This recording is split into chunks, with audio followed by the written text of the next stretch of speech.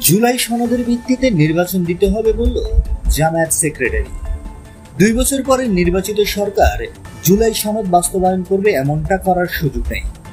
ভোটের আগেই এটি বাস্তবায়ন করতে হবে।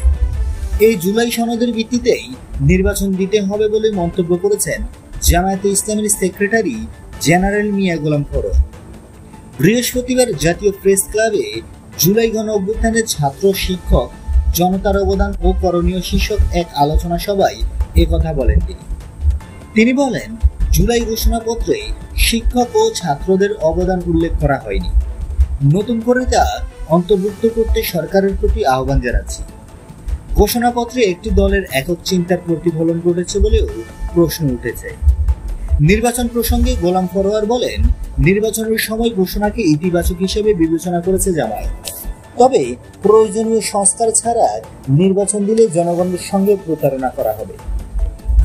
বন্ধুরা, নিত্য নতুন এক্সক্লুসিভ খবরাখবর সবার আগে পেতে আমাদের ইউটিউব চ্যানেলটি সাবস্ক্রাইব করে পাশে থাকা বেল আইকনটি অন করে দেওয়ার অনুরোধ রইল।